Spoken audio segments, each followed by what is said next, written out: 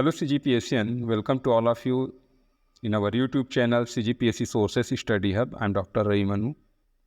Dear aspirant, today we have discussed about the Janjati Vidro in related to Bhumkal Vidro in our Chhattisgarh, and this is the very important content from our reference notes and a hidden fact.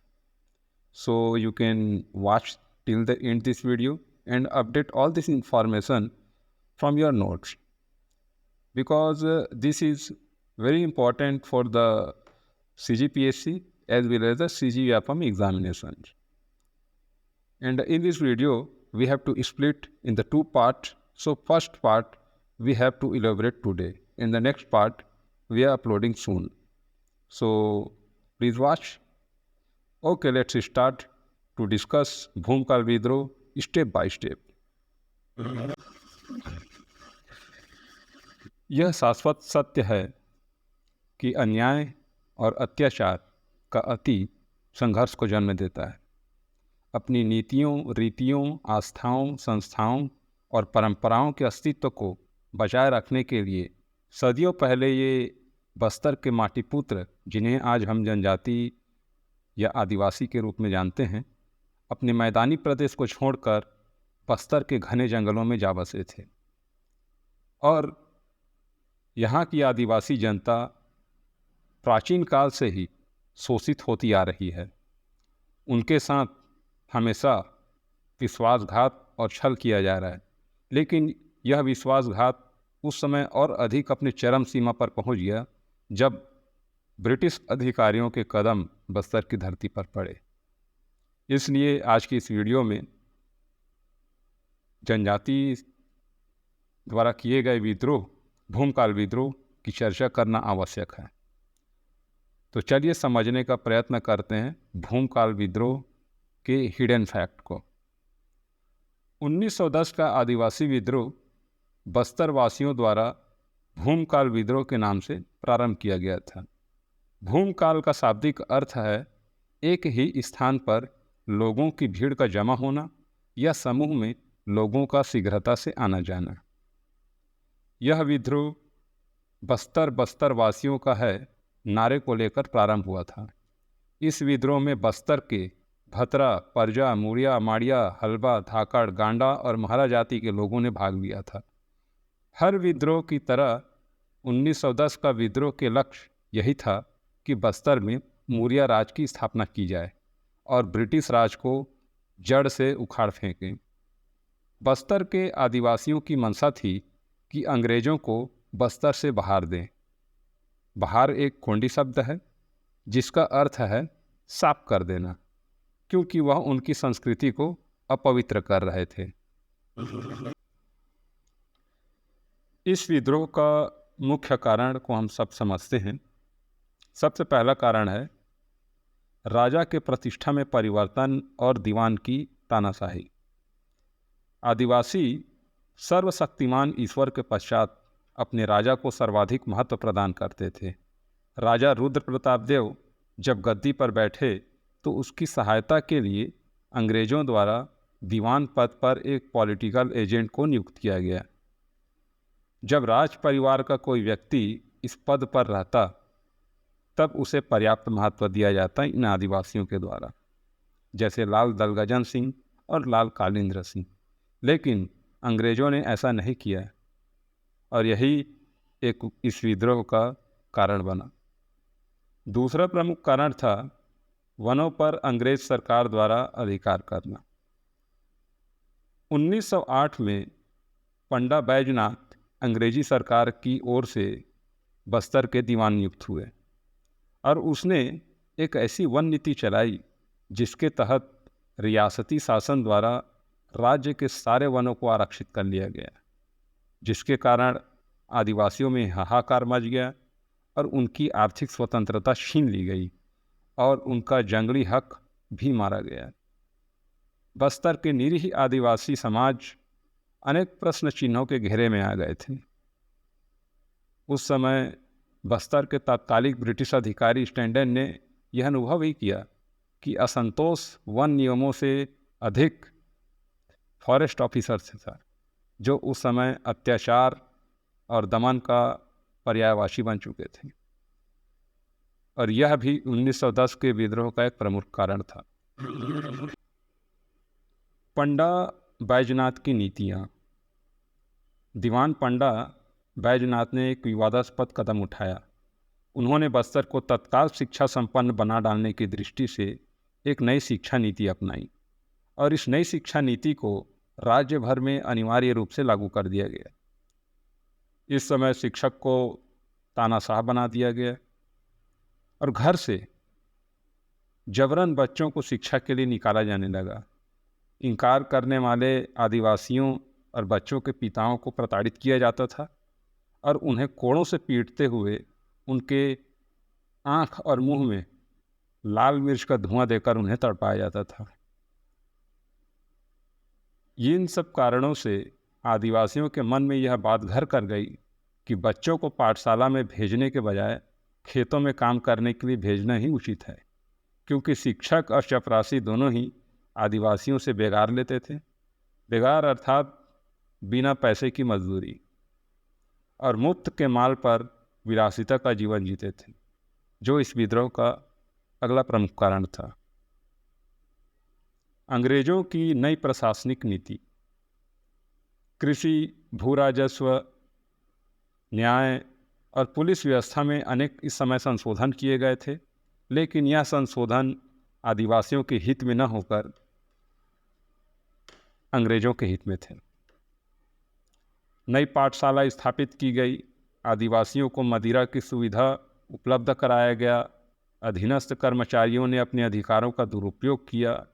तो यह भी एक मुख्य कारण था जो विद्रोह को और अधिक भड़काने का कारण बना। राज परिवार का षड्यंत्र। राजा रुद्र प्रताप देव के चाचा लाल कालिंद्र सिंह इस समय शक्ति संपन्न व्यक्ति थे। राजा और दीवान लाल कालिंद्र सिंह से जितनी उपेक्षा प्रदर्शित करते, आदिवासी उसने उतनी ही अपेक्षा रखते थे। रियासत में इन दिनों दिन राजा की शक्ति का ह्रास हो रहा था, और उस समय दीवान की शक्ति और बढ़ती जा रही थी। कालिंद्र सिंह ब्रिटिश सरकार द्वारा बस्तर को सीधे अपने प्रबंध में लेने को तत्पर थे, लेकिन ब्रिटिश हस्तक्षेप के कारण उन्हें दीवान पद से वंचित होना पड़ा। इधर राजा के मामा मुकुंद देव दरबार के दूसरे शक्तिशाली व्यक्ति थे, और अंग्रेजों ने उसे बहुत खुरापाती व्यक्ति घोषित कर दिया था। कुंवर बहादुर सिंह और कुंवर अर्जुन सिंह राजा रुद्र प्रताप के सौतेले भाई थे, जो बस्तर के जनजीवन से सीधा संबंध रखते थे।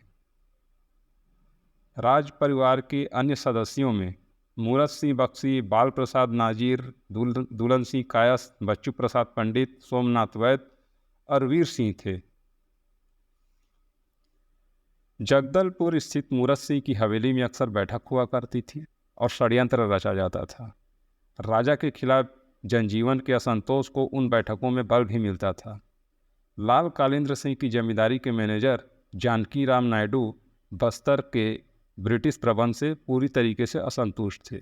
ये सब पूरे के पूरे राज परिवार से संबंधित थे, और ये सभी मिलकर कालांतर में षड्यंत्र करने लगे। इधर लाल कालिंद्र सिंह बस्तर का राजा बनने का महत्वाकांक्षी था, लेकिन 1886 में उनसे दीवान का पद छीन लिया गया, और वे बाद में अपने अधिकारों के लिए तब तक संघर्ष करते रहे जब तक कि राजा रुद्र प्रताप देव की कोई संतान नहीं हुई। उसकी महत्वाकांक्षा को प्रथम आघात उस समय पहुंचा जब तत्कालिक शासक का जन्म हुआ। इसलिए उन्होंने यह अफवाह फैला दी कि राजा भैरम देव नपुंसक है, लेकिन ब्रिटिश हुकूमत ने राजा भैरम देव के पुत्र रुद्र प्रताप देव को ही शासक बनाया, जो विद्रोह का दूसरा प्रमुख कारण था। बड़ी रानी सुवर्ण कुमारी देवी का दुष्प्रचार। राजा भैरम देव की 3 रानियां थीं, जिसमें बड़ी रानी का नाम कुंवरी देवी तथा दूसरी का नाम सुवर्ण कुमारी देवी था। दोनों आपस में सगी बहनें थीं और दोनों ही रानियों से कोई पुत्र नहीं हुआ। इधर जयपुर के मुकुंद माछमारा की बहन के साथ 1883 में भैरमदेव का विवाह हुआ, जिससे रुद्र प्रताप देव का जन्म हुआ। बड़ी रानी सुवर्ण कुमारी देवी राजा की सौतेली माँ थी और उसका आरोप भी था कि भैरमदेव की कोई वास्तविक संतान नहीं है, क्योंकि राजा भैरमदेव नपुंसक थे और वह संतान उत्पन्न कर सकने में असक्षम थे। जब ब्रिटिश सरकार ने 1891 में बस्तर का प्रबंध अपने हाथों में लिया, तब सभी पुराने दरबारियों को बाहर निकाल दिया। बाद में इन सब लोगों ने लाल कालिंद्र सिंह और सुवर्ण कुमारी देवी के हाथ मिला लिए और दरबार षड्यंत्र का एक मजबूत केंद्र बन गया, जो विद्रोह का एक प्रमुख कारण बना। ठेकेदारी प्रथा। ठेकेदार इस समय ग्राम का प्रमुख होता था, जिसका कार्य कर वसूली करना होता था। विरोध की स्थिति में ठेकेदार आदिवासियों को ग्राम से निष्कासित कर देता था, जिससे आदिवासियों का शोषण हुआ। आदिवासियों की पारंपरिक संस्कृति में हस्तक्षेप। 1908 में सरकार ने घरेलू मदिरा के निर्माण पर पाबंदी लगा दी। मदिरा बनाने तथा उसे आदिवासियों के पास भेजने के लिए ठेकेदारों को अनुमति दी, जिसके कारण आदिवासी समुदाय ब्रिटिश सरकार की इस नीति से असंतुष्ट हो गए, क्योंकि उनके लिए यह गहरा आघात था, जो विद्रोह का अगला प्रमुख कारण बना। साहूकारों द्वारा आदिवासियों का शोषण। बस्तर में अंग्रेजी राज्य की स्थापना हो जाने से बाहरी लोगों का आना जाना जारी था। अंग्रेजों के बस्तर आगमन के पूर्व जंगली जानवरों और नरबली के भय से लोग बस्तर उस समय नहीं जाते थे, लेकिन औपनिवेशिक शासन में पठान, साहूकार, व्यापारी और तेलंगाना के लोगों ने उनकी ये जगह ले ली। आदिवासी परिस्थिति से विवश थे और साहूकार उस समय लालची थे। उधारी देकर साहूकारों ने धीरे धीरे आदिवासियों की उपजाऊ भूमि को हड़पना प्रारंभ किया और आदिवासी अपने भूमि से बेदखल होने लगे और बस्तर में बाहरी लोग भूमि के मालिक बन गए और गौटिया बन गए, जिससे आदिवासियों के मन में गहरा आघात लगा। इधर ब्रिटिश सरकार ने 1882 में बस्तर में सड़कों का निर्माण प्रारंभ कर दिया और यही सब कारण था कि ब्रिटिश हुकूमत के विरुद्ध उन्हें संघर्ष करने के लिए शस्त्र उठाना पड़ा। पुलिस एवं प्रशासनिक अधिकारियों द्वारा आदिवासियों का शोषण भी विद्रोह का एक प्रमुख कारण था। अंग्रेजों की फूट डालो और शासन करो की नीति। 1891 से 1908 तक बस्तर प्रशासन कोर्ट ऑफ वार्ड्स के अंतर्गत नियंत्रित था। जब 1908 में रुद्र प्रताप देव को बस्तर का करद राजा के रूप में राज्याभिषेक किया गया, ब्रिटिश सरकार उन्हें राज्य का अधिकार उस समय नहीं सौंपना चाहती थी। ब्रिटिश शासन का आरोप था कि राजा स्वभाव से कायर, मंदबुद्धि और अकर्मण्य है। वह अपने सगे संबंधियों से डरता है, विशेषकर अपनी सौतेली माता सुवर्ण कुमारी देवी और अपने चाचा लाल कालिंद्र सिंह से। और राजा को अवैध संतान निरूपित कर उसे अपमानित भी किया गया था। बस्तर के रियासती शासन में राजा के संरक्षक अगर कोई थे तो वह सिर्फ और सिर्फ अंग्रेज थे। राजा हर मामले में अंग्रेज द्वारा नियुक्त दीवान के आदेश का पालन करता था, अर्थात वह एक पिट्ठू बनकर रह गया था। ब्रिटिश अधिकारी राज परिवार में ऐसी फूट डालकर इस प्रकार परिस्थितियां पैदा कर देना चाहते थे, जिससे कि पूर्व की भांति बस्तर में उनका प्रत्यक्ष नियंत्रण स्थापित हो सके। यही सब कारण था कि अंग्रेज से आदिवासी भी असंतुष्ट हो गए। इस प्रकार आक्रोश बढ़ता ही गया। ब्रिटिश साम्राज्य को उखाड़ फेंकने और मौर्य राज की स्थापना करने की घोषणा महारानी सुवर्ण कुमारी देवी ने स्वयं विद्रोह कर विद्रोह का शंखनाद किया। अब हम चर्चा करेंगे इस विद्रोह का शुभारंभ कैसे हुआ। इस अत्याचार के खिलाफ आवाज़ सबसे पहले जगदलपुर के परजा जनजाति के लोगों ने बुलंद की थी। इसे अपडेट करें क्योंकि यह इम्पोर्टेंट फैक्ट है। उत्तर बस्तर में मौर्य ने मौर्य राज की घोषणा कर दी। इस समय बस्तर में 84 परगने थे, जिनमें से 48 परगनों को इस विद्रोह में सक्रिय भागीदारी के रूप में शामिल किया गया और शेष परगनों ने अशांति के कारणों का समर्थन किया था। ब्रिटिश सरकार के पिट्ठू राजा, जमींदार, जागीरदार और मुकाददार ने अपने को इस विद्रोह से दूर रखा था। लाल कालिंद्र सिंह के ग्राम ताड़ोकी में विद्रोह का शंखनाद। लाल कालिंद्र सिंह इस संघर्ष के प्रमुख नेता थे। उसने विद्रोह को भड़काया और संगठित किया। वह जगदलपुर से 100 मील दूर ताड़ोकी ग्राम के निवासी थे। उन्होंने प्रचारित किया कि अंग्रेज सरकार के कारण बस्तर के देवी देवता रुष्ट हैं और यही कारण है कि उनकी तकलीफ बढ़ती जा रही है। इधर महारानी सुवर्ण कुमारी देवी ने मौर्य राज का नारा दिया और विद्रोह की भूमिका को सुदृढ़ बनाया। अक्टूबर 1909 को दशहरे के दिन ताड़ोकी ग्राम में जंग का ऐलान किया गया और यह वादा किया गया कि संकट की घड़ी में लाल कालिंद्र सिंह आदिवासियों के साथ हैं और बस्तर की रक्षा के लिए अपने प्राणों की बलि दे देंगे। गुंडाधुर को इस विद्रोह का प्रमुख नायक के रूप में चयन करना रानी के सुझाव के अनुसार लाल कालिंद्र सिंह ने उपस्थित जन समुदाय में किया। नेता नार के ग्राम के निवासी गुंडाधुर को 1910 के विद्रोह का प्रमुख नेता चुना गया, क्योंकि गुंडाधुर और लाल कालिंद्र सिंह दोनों आपस में मित्र थे।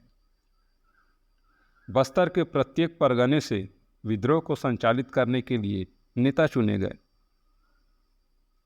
जैसे अंतागढ़ से आयतू महारा का चयन हुआ, कोंडा गांव से भागी, दंतेवाड़ा से डिंडा और कराटी मासा, बीजापुर से रामनाथ सिंह, सुकमा जमींदारी से बोड़की बोरी और धनिया, कोंटा से धनीराम हलवा, इंद्रावती घाटी से रोड़ा पेद्दा, जगदलपुर से सीताराम महारा और कोदरा गदबा, बस्तर से जोगी और बारसूर से कोरिया मांझी और जतरा पेद्दा का चयन किया गया।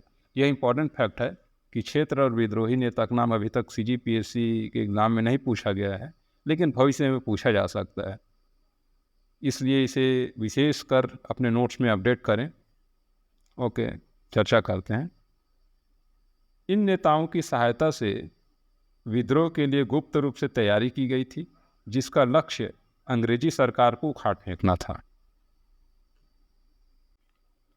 अब हम समझेंगे इस विद्रोह की गुप्त तैयारी कैसे की गई। गढ़िया ग्राम के मालगुजार वीर सिंह बेदार की भूमिका गुप्त बैठकों के मामले में अधिक सक्रिय थी। वीर सिंह बेदार के गढ़िया ग्राम में सबसे पहली बैठक हुई थी। यह इम्पॉर्टेंट फैक्ट है कि भूमकाल विद्रोह की पहली बैठक कहाँ हुई और किसकी अध्यक्षता में हुई। अगर कभी पूछे तो इसका सही उत्तर होगा वीर सिंह बेदार, गढ़िया ग्राम। इस बैठक में भी गुंडाधुर उपस्थित था, जिसमें उसका सहायक डेवरीधर भी सम्मिलित हुआ था। विद्रोह की प्रमुख योजना ब्रिटिश अधिकारियों पर आकस्मिक आक्रमण कर संचार सेवा को नष्ट करना, सड़क को नष्ट करना और अधिकारियों को अपने कब्जे में लेना था। योजना के क्रियान्वयन के लिए प्रशिक्षित कार्यकर्ताओं को चुना गया, जिसमें घोटुल की सदस्यों की संख्या सबसे अधिक थी। अब हम समझेंगे इस विद्रोह का प्रतीक चिन्ह क्या था और कैसे उसका प्रचार किया गया। ब्रिटिश प्रशासन के विरोध के लिए अलनार ग्राम में हथियार एकत्रित किए गए और क्रांति का संकल्प लिया गया। जनवरी 1910 में ताड़ोकी ग्राम में गुंडाधुर ने लाल कालिंद्र सिंह से भेंट की और इस क्रांति का संकल्प लिया। ताड़ोकी ग्राम के स्थानीय देवी के मंदिर में हरचंद नायक उस समय पुजारी रहता था और उसने लाल कालिंद्र सिंह और सामूहिक आदिवासियों के बीच एक पूजा की और विद्रोह का शंखनाद किया। इस पूजा के बाद आदिवासियों को विद्रोह के लिए एक कटार भेंट की, जो इस विद्रोह का मुख्य प्रतीक चिन्ह था। इसके अतिरिक्त अन्य प्रतीक चिन्ह के रूप में लाल मिर्च, धनुष बाण, मिट्टी के ढेले और आम की डालियों का भी प्रयोग किया गया, जिसे संयुक्त रूप से उस समय आदिवासी डाला मीरी कहते थे। धीरे धीरे यह प्रतीक चिन्ह गांव से गांव प्रचारित हुआ, लेकिन जब यह कटार और अन्य प्रतीक चिन्ह सुकमा जमींदारी के दीवान जनकैया के हाथ में आया और तब उसने अपनी ब्रिटिश प्रतिबद्धता के कारण इस प्रचार को स्थगित कर दिया। तो पार्ट 1 में हम इतना ही डिस्कस करेंगे। जल्द ही इस विद्रोह के अन्य प्रमुख कारण और अन्य गतिविधियों को हम एक्सप्लेन करेंगे।